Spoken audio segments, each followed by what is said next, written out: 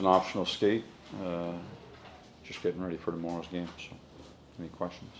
I wanted to ask about, first off, your impressions. We didn't really talk last night about the first look at Wheeler with Mika and Chris. I thought that was one of the games that I liked the most as a group of forward lines together. I just thought that we were on the attack. So, speaking about Wheeler with that line, I thought that they were really good. I thought that all the lines had bounce. I thought that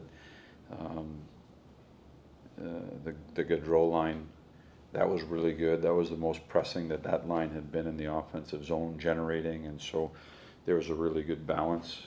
Again, I think the frame of mind was right last night with attacking the game, but the lines all seemed to find their way into the offensive zone and have a chance to stay there and generate.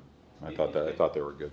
It's been a pretty extended amount of time now seeing Panarin and Laviolette together. Yeah. It seems like they have some chemistry brewing. Are you seeing the same thing? I am.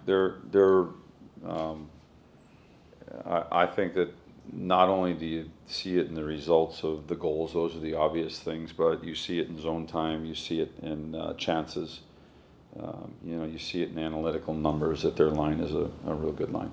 We talked in the preseason a lot about Alexi making the switch to right wing. Mm-hmm. Panarin, though, being a right-handed shot on the opposite side, do you feel like, when they're in the offensive zone because of those positions that they're maybe in better shooting positions? Yeah, at times I think there's advantages and disadvantages to playing on the off wing. Sometimes it's harder picking pucks up in stride when you're on the off wing, but yet there's advantages to when you want to cut to the middle or you want to delay. All of a sudden everything's on your forehand and you've opened up to, a wide range of options. And so I think that there's advantages and disadvantages. Panarin, I think, is comfortable there. He's been there. He's comfortable, and so the switch was Alexi going to the other side, and I think he's done really well there. When you look back on the third, is it a matter of sometimes you're 5-0 and maybe you don't do things you were doing, or how do you look at it? That's nice. The goal, the first goal was a player, a defenseman coming out of the box, and we've talked about that situation in the past. And at the exact time when he arrived in there, they had a lot of motion going on. If you go back and look at it, there was their defenseman jumping in. I think it just created confusion for a second. It wasn't, we gave up a chance. It was a breakaway, and that was clearly off of a line change. And we've already talked about that, about ways to prevent that. The area that we should cover when the team's tired and they're trying to quick up to the far side, and so we've already talked about that. But that first goal, it wasn't a breakaway. It was a shot, and it was like a fadeaway jumper. He was on his back foot and he kind of wristed it at the net. But they had the traffic there, they had the screen there, there's people there, and it found its way in. And so. I don't feel like we were completely under siege. We were still generating in the third. We're still attacking. We hit the post. There were chances at the net, but they were able to capitalize on 3 of theirs. And so it's, like I said, I thought it was a really good game. You put an asterisk next to it, and there's probably a couple shifts where you really like to would have done something better.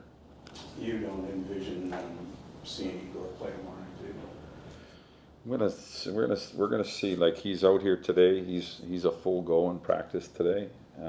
There's not a lot of people out there because it's an optional, and so I've got to get off, and I got to get them off and get an evaluation. But he's certainly progressing in the right direction. So he's an option. I didn't say that. I have to see where he's at. He doesn't have any limitations out there today. So he's a go today. I want to get off and see how he responds to the day, and then we'll make decisions after we talk. Obviously, Phil wasn't on yesterday, but has he started skating on his own? No, not yet. What are the points on your penalty bill that you've gotten, your guys are getting, and pedagogically so successful? Yeah. Seven game. Yeah, I mean, there was a big penalty kill meeting after leaving Minnesota, because the Minnesota, at that time, the penalty kill looked like the defense that we played, which was too much space, too much gap, too much time.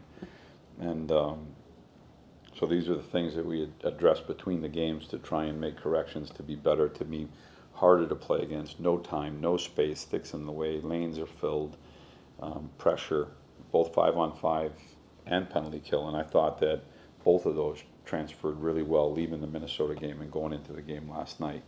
And so I do think that guys, penalty kill systems are always different. Some teams push down, some teams push out, some teams stay in a box, some teams, they push down to the dots. There's all different ways to do it. I think it does take a second to understand the routes on who covers who and when you're supposed to push out and how far you're supposed to push out. And so there's different things that come up inside of it. I think that the players are starting to get comfortable inside of that. That being said, even though it did the job in Minnesota, it wasn't. I don't think it was nearly as good as it was last night. Last night it was really effective, and so to me that was more that mindset of being ready to play and on your toes. Is it the same system that you had with Dan in Nashville, or does it change a little bit?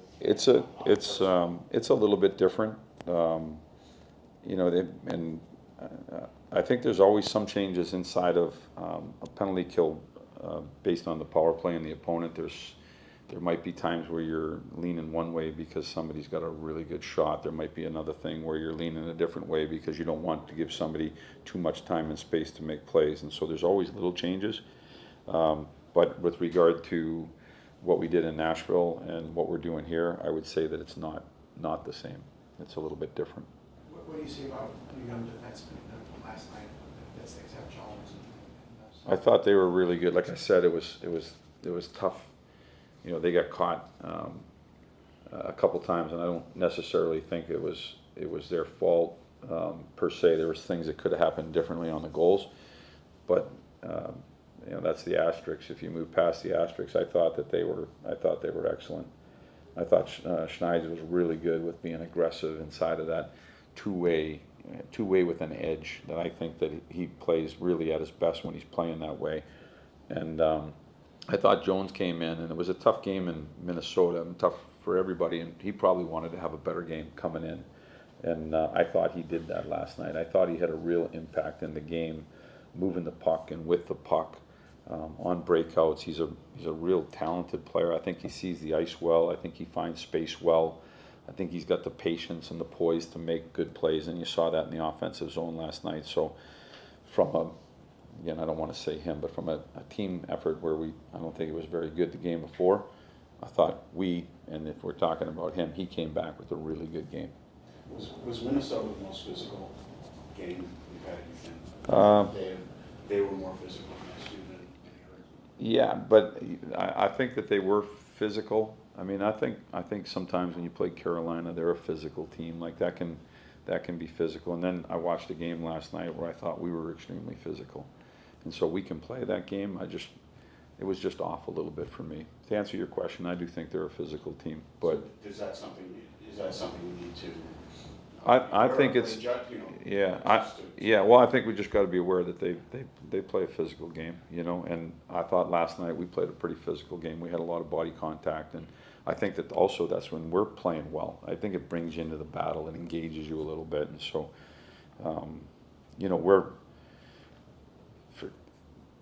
the answer to your question is yes. I think where we really needed to be better in Minnesota was with our skating and our closing and our actual defense, which is physical as well. I mean, defense is physical. It doesn't have to be about a hit. It has to be about puck drop between me and you and who's going to win it. And they just won too many of those battles. How was Quick stepped up and left your mind, and just the way he's been able to? Yeah. I think he's been terrific. I mean, he's had a long career of being terrific, and so, it was nice to get him the start that he did, where he came on. He played a couple of really good games. I thought the team was real solid in front of him, but you always need your goaltender to make saves. I thought he was instrumental in taking a point out of Minnesota because he had a lot of work. That's the most action that he's seen for us inside of a game, and I thought he responded well. And then last night, I thought he was really good too. Will hasn't had a ton of NHL experience, but he's been really effective this year so far. Why has he been effective? I think he's a straight line player that really moves his feet. I like the way he skates. I like his physicality. And I thought he could have had a couple of goals last night. He had a rebound chance that they just got a stick on at the last minute. It was pretty much an empty net, and he goes to the front of the net. He doesn't shy away from that. Last night, he was one of the guys that I noticed as being really physical, that he was on his toes, he was looking to finish hits and set that tone for us. And that's been evident since training camp. And like I said, for me, he's improved a little bit every day and looks a little bit more comfortable every day. Still has a long way to go, but we're really happy with his play and his progress.